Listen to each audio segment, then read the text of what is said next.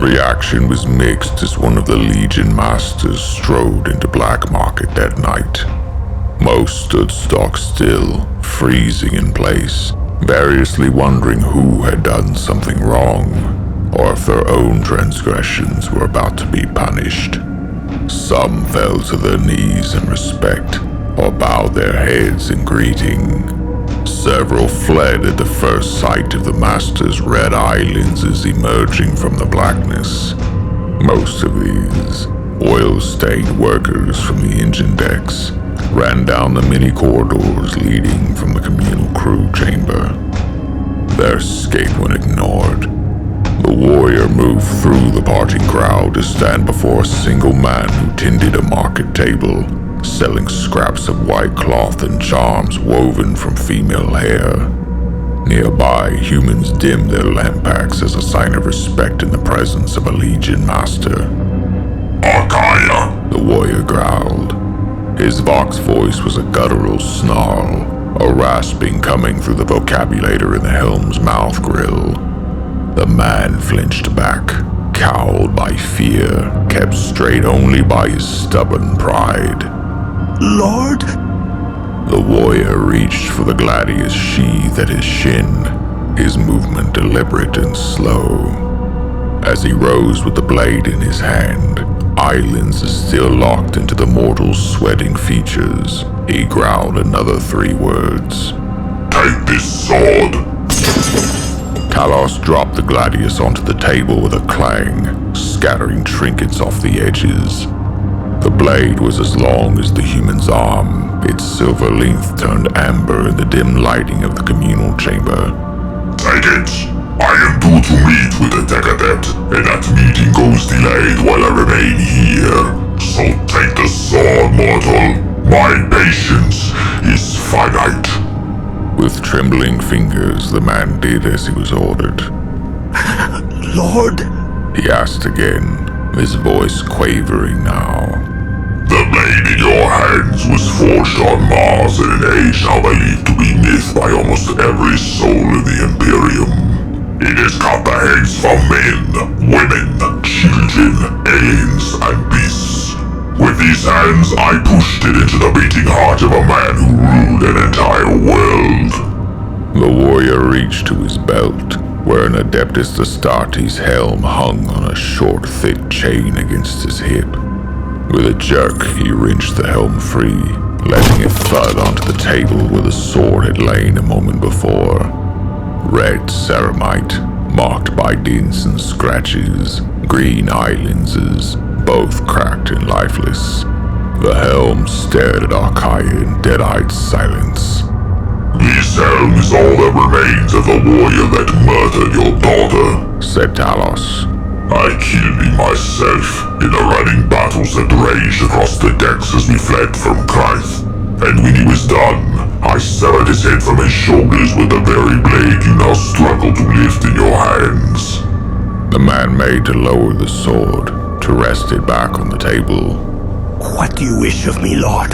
"It is said you sow the seeds of discord among the mortal crew, that you preach this vessel is damned, and all who sail aboard her are destined to suffer the same fate as your daughter.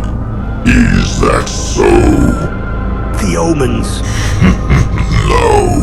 Talos chuckled. "If you wish to be alive at the end of this conversation, you will not speak of omens. You will speak the truth, or you will never speak again. Do you preach other covenant's damnation?" Archaea's breath misted in the cold air. "Yes, my lord." The warrior nodded. "Very well. That does not anger me.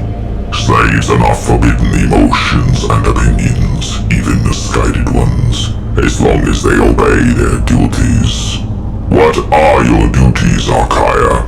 The aging man backed up a step. I'm just a menial lord. I do whatever is asked of me by the crew."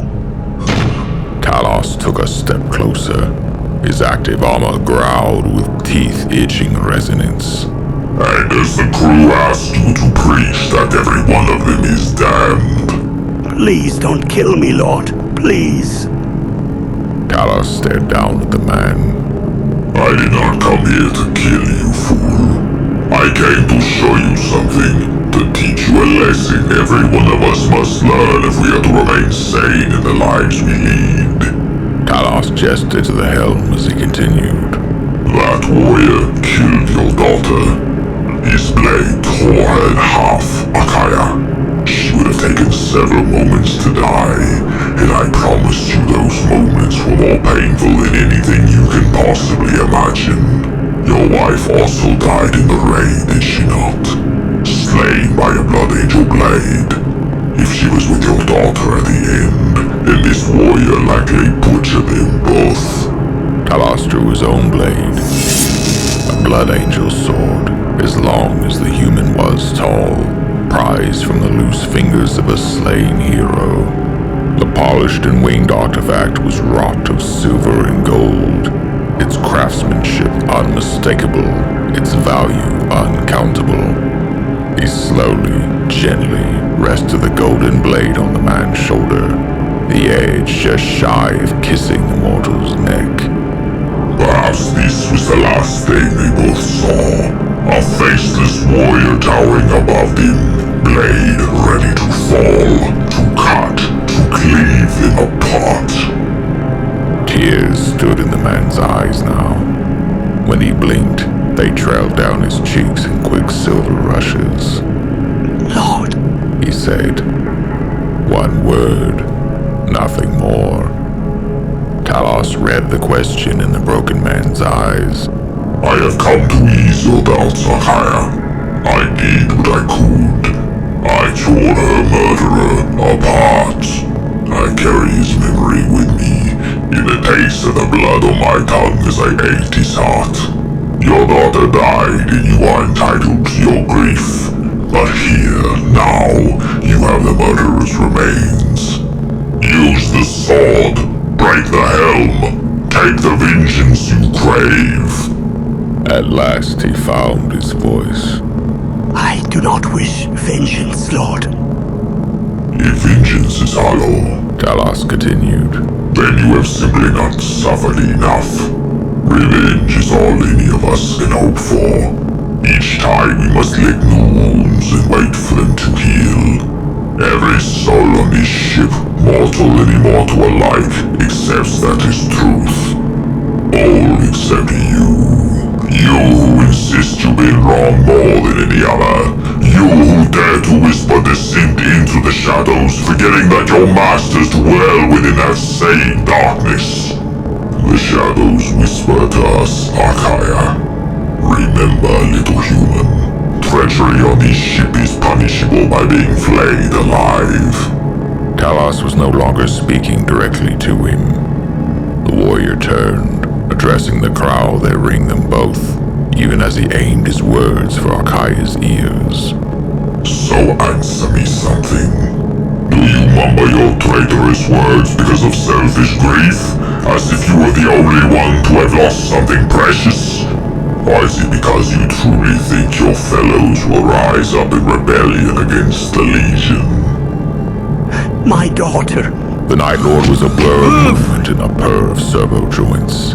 One moment he faced the crowd, his back to Akaya, and next, the weeping man was held aloft by a fistful of graying hair, boots hanging above the decking. Your daughter was one of hundreds to lose her life that night. The Night Lord growled. When a ship that falls apart beneath our feet even now because of the damage it sustained, do you want me to apologize for not protecting her? Or would that also change nothing? Were those words even to ring as hollow as worthless vengeance? Will it bring her back? Talos hurled the man aside, sending him crashing into a table that toppled under the impact. We lost dozens of warriors the same night you lost your daughter. Dozens of souls who stood on the very soul of terror and watched the walls of the Emperor's palace tumble to the ground. Warriors who devoted eternity to fighting an unwinnable war in the name of vengeance. We lost hundreds of mortal crew. Every mortal on board lost someone or something that night, and they swallowed their grief, settling for the hope of revenge. But not you. You must tell everyone else that their losses mean nothing next to yours. You frantically whisper that everyone must piss themselves in fear at an unwritten future. Talos sheathed both blades and shook his head. I grieve for her loss, little father, for her life and what it represented in this wretched sanctuary we are all forced to suffer. I regret that all I could do was give her a piece of vengeance. But let me be utterly clear, mortal. You live only because we allow it.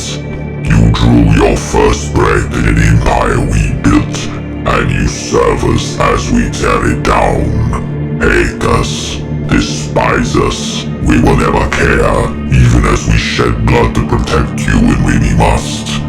Heed these words, human. Do not dare put your heart's losses above anyone else's. The warp always finds its way into fools. Poisonous thoughts are a beacon to the neverborn. The crowd watched with rapt eyes. Talos turned, his eye lenses meeting the gaze of every serf in the chamber, one after the other. Talos saved his last glance for Archaea.